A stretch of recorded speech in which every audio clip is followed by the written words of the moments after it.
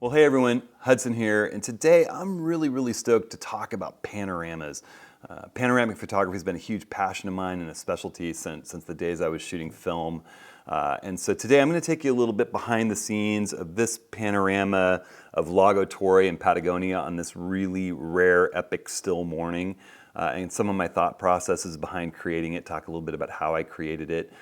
For those of you that haven't watched a lot, I'm Hudson Henry. I'm a Portland, Oregon-based travel adventure photographer and photo educator, and this is Approaching the Scene. It's a series of weekly videos that I put out every Thursday, and above all, I want it to be a conversation about all things photographic, from the convergence of video and time-lapse and stills, to what it's like working in the photo industry, to just people improving their photography both in post-production as well as capturing images out in the field. So if you have questions, feel free, let them loose, put them in the YouTube comments or send them to questions@hudsonhenry.com, and I'll get to some of those questions at the end of this video. So I really want to dive into panoramas, and one of the reasons that's kind of got my juices flowing about panoramas is I just released my advanced panorama photography training course. It's a video course with 14 lessons over 2 hours. I have a version both for Lightroom and for On1 Photo Raw 2019. So Lightroom Classic CC and Photoshop. Actually, I go into Photoshop and how to use some of the tools in Photoshop to just get a little bit more power in the processing, as well as Photo Raw 2019 with its new raw layered processing. And so, I'll talk a little bit more about that at the end, but it's available in links down below for those of you that have been waiting. So I want to talk just a little bit, I'm going to come looping back around to this image from Lago Torre in Patagonia, this just epic trip a couple years ago, and I'm so stoked to be leading a workshop here again next fall. I can talk a little bit about that too. But I want to jump first into kind of what got me excited about panoramas in the very beginning.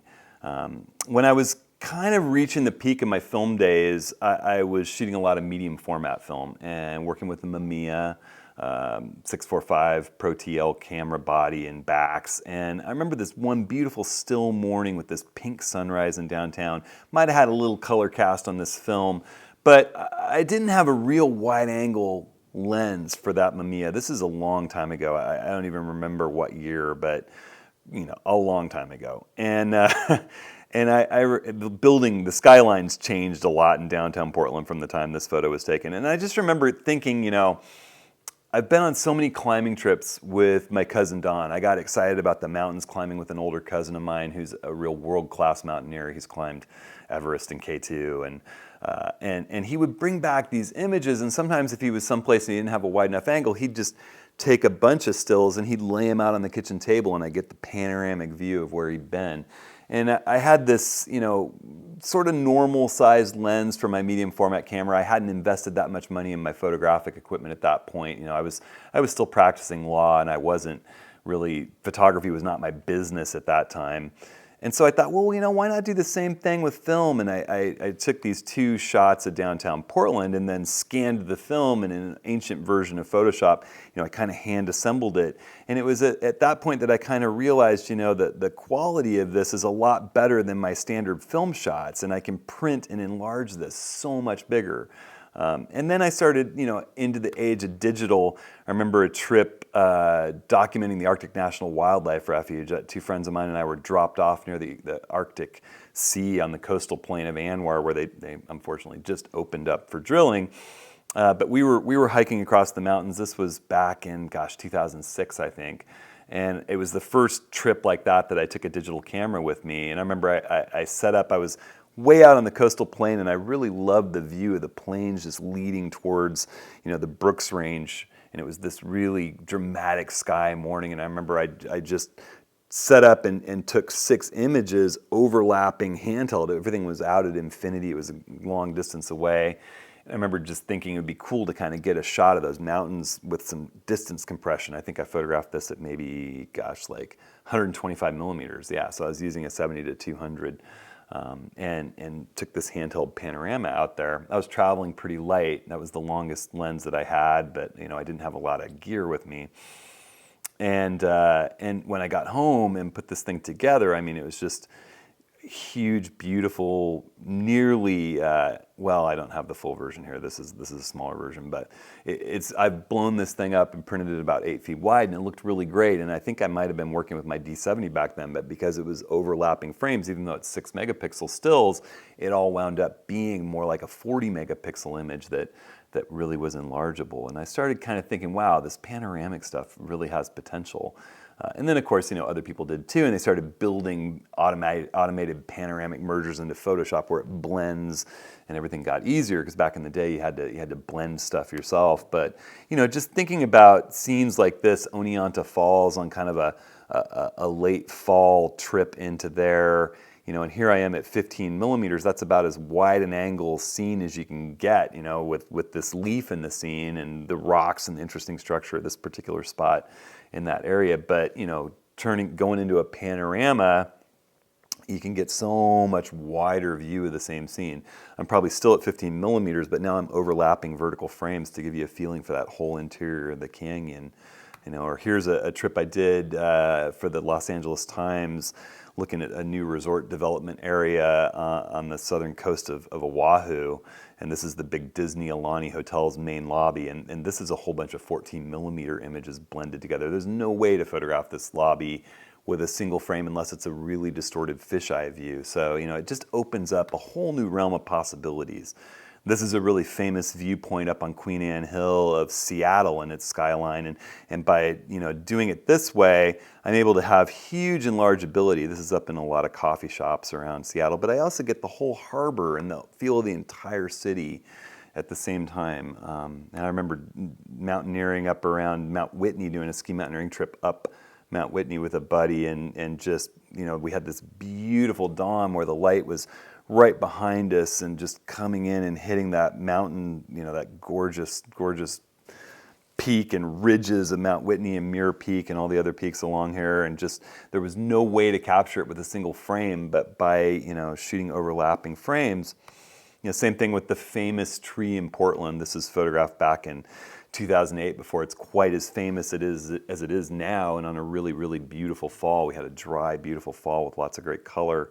But by setting up really carefully with a tripod, a little bit more complicated setup because there's so much close and far away, you run into a lot of problems with parallax. If you have things in your scene that are really close to the camera and things that are at a distance, then as the camera is tilting, those things appear to move in relation to one another. And there's some techniques and tips, I'll talk about in my training videos, show you how to get back over the no parallax point in each of your lenses and each of your camera bodies so that you can avoid that and capture images like this where everything blends even though you've got things that are just inches from your camera. But capturing a little bit wider frame, there's some more complicated techniques where you need a setup like this because you can tilt the camera down but still pan level with close and far objects. This is up on the top of Steens Mountain one beautiful dawn, but you have to tilt down in order to capture this panorama, and that adds some complexity. I've done that on a lot of mountaintops. Here's Mount St. Helens, and I've got another one of Mount St. Helens here. I don't know why those are a little bit out of order, but without tilting down, you wouldn't get the composition that I wanted here, looking into the crater from the crater's rim. This is a shot where I actually camped out for the night on the crater rim just to be there for dawn and be able to capture this panorama of the whole crater. It's probably a 270-degree view. There's not even a way that with a full-fledged fisheye you can get the entire crater rim like this. Here's another scene that's really commonly photographed from the headlands looking back at the Golden Gate Bridge in San Francisco, but with some panoramic capture techniques you can get the whole entrance to the bay, and the Marin Headland stretching off to the north, so it's a whole completely different kind of look at the same scene. And I as I've gone through doing more and more of this, even capturing scenes that are 360 degrees wide. This is on a trip where I was on the film crew filming this film, An American Ascent, about the first all-African-American team to take on Denali back in 2013, formerly Mount McKinley. And this is one of the guys from the team, Billy, awesome guy. I had him stand in place. Everybody else was moving around some, but if you look, these bags, these throw bags over here on the right are the same as these. These two guys behind their snow wall are the same two guys. So this is a 360-degree view. This is the peak of Denali in the background. This is the 11,000-foot camp, I think. and this is looking back towards Mount Foraker, which is 180 degrees out. It's just, crazy impossible. Between the idea that we have these new sensors, I think I shot this with my D800 back in 2013. It was right before I got the D810. I've been a Nikon Sony user for quite a while here. That with the intense ability to capture high dynamic range, it's possible with a wide angle to capture a 360-degree view in the sun like this, especially up at the northern latitudes or way down south or in winter when the light's a little less intense angle. So just crazy stuff that you can do with panoramas. I just love the world that it opens up, and it tends to make me think in slightly different ways. So, I'll take you on this little trip where I captured this image of Lago Torre and just kind of talk a little bit about that adventure. This was back in 2015 I think we were 6 weeks living in a van touring around all of southern Patagonia, my wife Stacy and I, and she was pretty darn pregnant. We had planned to maybe get pregnant with our first baby, Pike. We didn't know it was Pike at the time, but we planned on getting pregnant right around the time of this trip or just a little bit afterwards. But then, one thing led to another, and we wound up getting pregnant a little early, and we had this trip planned, and the obstetrician said she thought it was okay if we traveled right up to about the date we got back from this, but that was the cutoff. So I think Stacy was like 6 months pregnant. And we did this beautiful trip, and we're going to be going back, and I'm going to take a group with me this next fall. It'll be spring there, just like it was on this trip. And we're going to really have a wonderful time there. But, it was an epic way to spend the middle part of Stacy's pregnancy, middle to kind of the verge of the third trimester. And like we're going to do this year, there's most of Patagonia is you drive around, it's really accessible. There's beautiful scenic views all over the place, just easy driving distance. So it was great for her being pregnant. But we did this one hike up to this really, really famous place, Lago Torre, at the base of this intense mountain in mountaineering lore, Cerro Torre, which was deemed unclimbable until not that long ago. And there's a lot of controversy about who was the first climber of it and whether they were telling the truth. Of course, now people speed up and down it in a day with the modern techniques and equipment, but for a long time it remained nearly unclimbable. And there's a beautiful lake with it reflecting, and I was just really excited to go up there. The weather was kind of dicey. We just decided we'd go up and spend one night up there. And I brought a lot of gear for both photographing and for us to stay, and I packed her really, really light because she was pregnant and couldn't even do a waist belt. And when we do the workshop this fall, I'm going to end the workshop and leave it as a possibility for anyone who wants to come on that hike. It's not going to be part of the workshop. It's not mandatory, but it's something we can all go do afterwards if anyone wants. The workshop's going to be both in Chile and Argentina. This is in Argentina out of El Chaltán in Parque Nacional Los Glaciares. So here we are kind of on the trailhead and in the woods. You can see Stacy couldn't do her waistband, so I just basically had a sleeping bag and a little bit of food in her pack. And then we got up to the lake. It was kind of windy, kind of overcast. I was thinking, it may not be the greatest of conditions, but still beautiful. This is the peak Cerro Torre right here. And the hike through the woods was gorgeous. We saw some wildlife along the way. And we got in there. Stacy took some shots of me too. You can see my pack was pretty significant on this one because I wanted to be doing time lapse and stills at the same time. So I had 2 camera bodies, 2 tripods, the whole 9 yards. And that evening it cleared out. It actually got a little clearer than I wanted, except then the wind started dying. I started thinking about stars and time lapse, which was one of the main reasons that I'd gone in there in the first place. And we had camp all set up and cooked dinner. I think it was like 7 miles in or something like that, maybe 6. It wasn't all that steep a trip in either. Most of it, a couple little sections that you climb up and then kind of rolls along, and then you come along these moraines and boom, there's the lake. But the stars came out and were beautiful. It's just a little bit of wispy cloud. And then, it literally got calmer and calmer, really, really rare. The whole time we were in Patagonia, the wind often blows, and there's so many beautiful lakes and mountains and reflections there that when the wind dies down, you start thinking immediately about, what can I do with this? And so, this night, the wind died down, and I set up both cameras, one with a 50mm lens, one with my 14 to 24mm lens. I think I was carrying the Nikon D810 and the Nikon D750 at that point. And I just decided I would run time-lapse until the batteries died. And I set them up to run time-lapse and went to bed. And I've got a little, I'll just play that time-lapse really quick. Because when I got back and assembled it, it was just such a surprise to see that the icebergs were like moving through the scene and dancing out there. You know, I had no idea until the next morning when I was playing the photos back on my LCD, and I thought, this is just going to be incredible. So that's the wide angle, and then this is the 50mm. And it's crazy how many flights are going overhead, that even there in that remote spot, there's that much air traffic. And I love this satellite coming through across the scene. It was just a beautiful, beautiful night. And it's just crazy. While we were sleeping, so much is happening in the world. I don't know. I love, and I've gotten such a passion for doing time lapse, and I'm finding that the new Nikon Z6 is just this time lapse monster. So, and I'll be talking more about that too. But it's really an incredible, incredible time lapse camera, and its low light's so good. I can't wait to do a lot more night time lapse. Anyhow, so waking up the next morning really early, dawn was just spectacular. The light came in, there was some cloud. We didn't get a lot of color in the sky, but just that first light coming in and striking Cerro Torre was so beautiful. And I did some kind of tight, just glamour shots of the mountain. You know, those of us in the mountaineering world often call these kinds of things mountain porn, but I mean, essentially it's just such a beautiful peak. You can kind of see why for decades it was deemed unclimbable. I mean, the very end of it is this what's known as ice mushroom that just grows off the top of the rock, so you've got to scale this just sheer bit of ice to get to the top. The whole thing gives me the heebie-jeebies to think about trying to climb.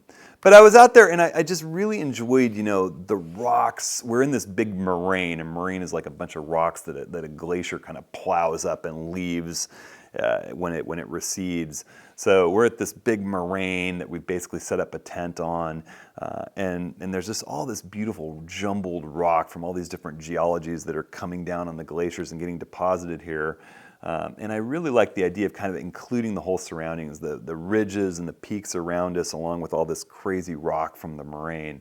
And I was able to compose a few shots, but with a really wide angle, like this is my 14mm on full frame, you get the foreground rocks are beautiful. They're close, they're inches from my lens, but the mountain looks so far away. And even with that lens, I'm not able to get as much of the scene as I wanted.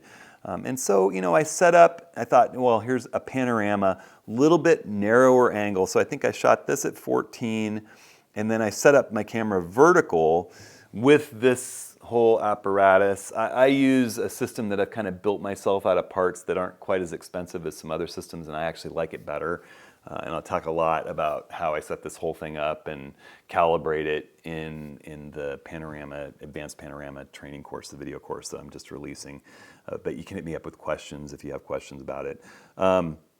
And all that gear is actually linked in my gear links, which are always available below the videos and the Approaching the Scene videos if you look in the description. But I set this up at I think 24mm, so I still am using the 14 to 24mm lens. I just zoomed it all the way in, so I'm effectively doubling my focal length, and that brings those distant objects a little closer to looking. And by going vertical, I'm still getting the cool rocks in the foreground, but I decided to just sweep through the scene. And I've got pretty close foreground rocks, and then the distant mountain, I'm set up low, really close to the rocks. So having the camera back to avoid parallax, have it adjusted and calibrated just right to get over that no parallax point was really critical.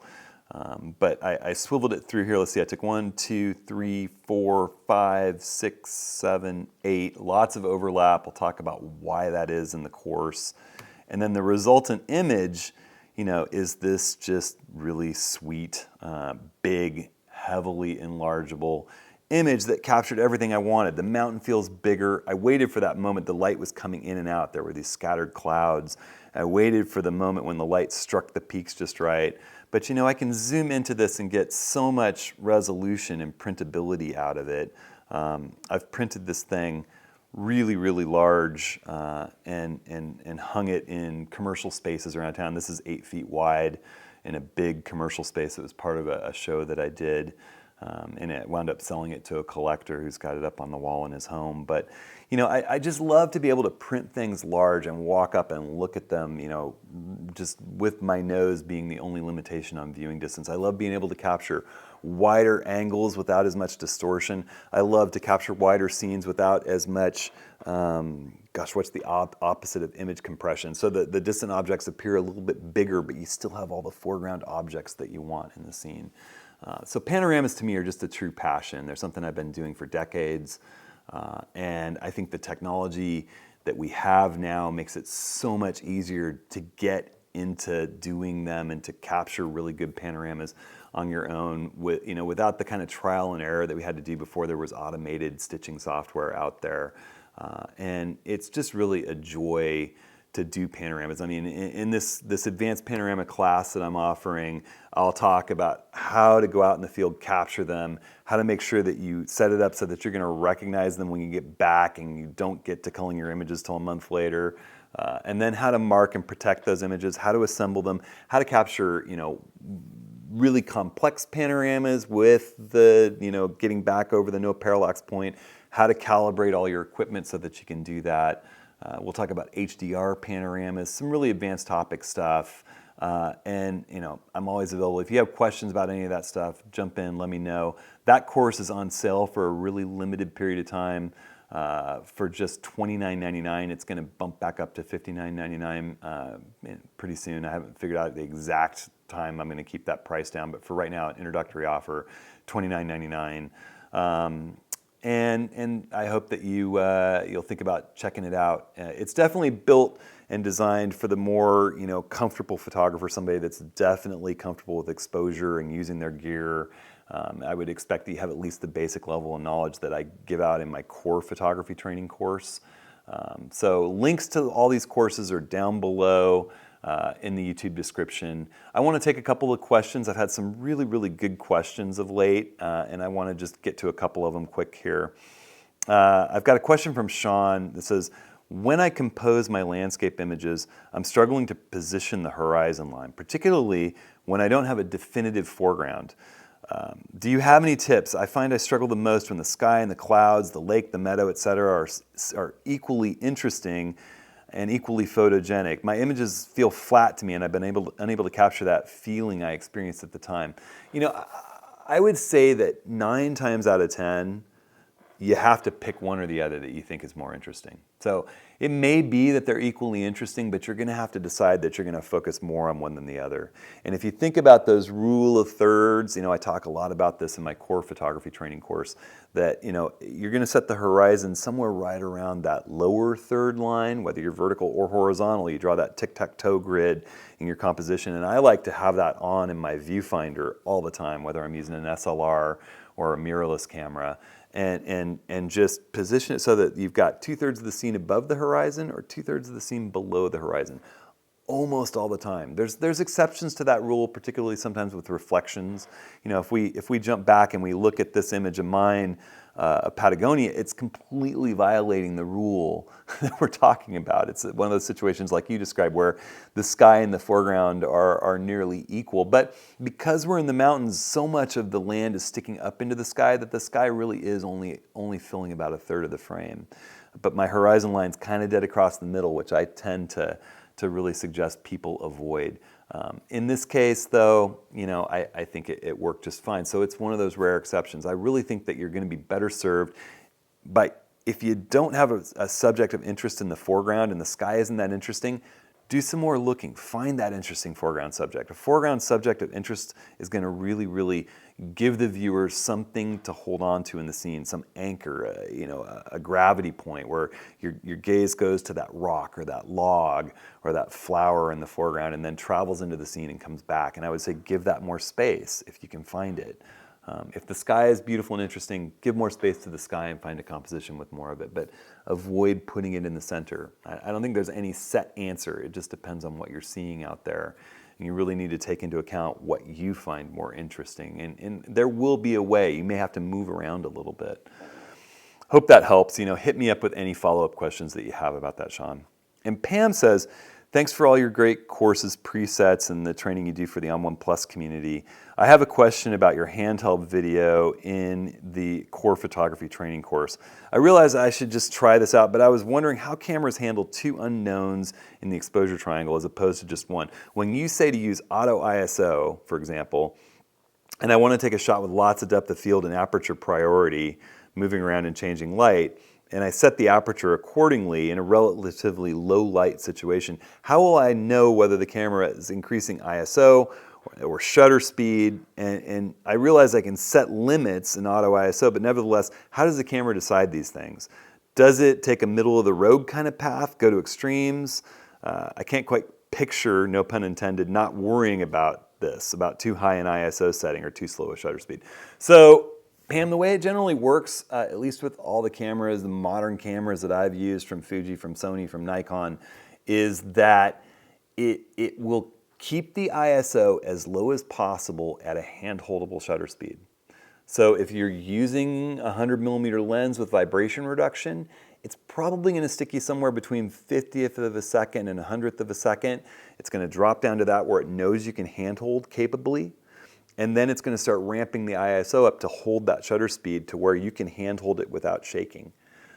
So if you have people moving in the scene, it isn't going to help you not blur motion.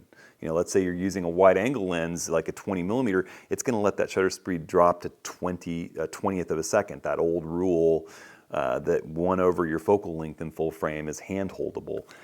And then it's going to start raising ISO. So you need to be a little careful if there's motion and watch what's happening in the viewfinder with shutter speed. But in general, it's going to try to give you the highest quality image. It's going to keep that ISO low until it can't anymore.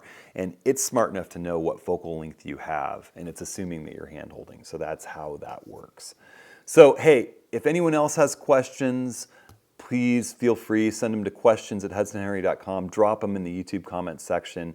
I'm happy to take them, and I'll respond to everything that I'm emailed, and I respond to most of the questions in the YouTube feed too, so you can leave them there. But if I think it's of broader interest to the community as a whole, I'll answer them there too. So hey everyone, I hope you've been enjoying the holidays. The kids are over-sugared and over-toyed.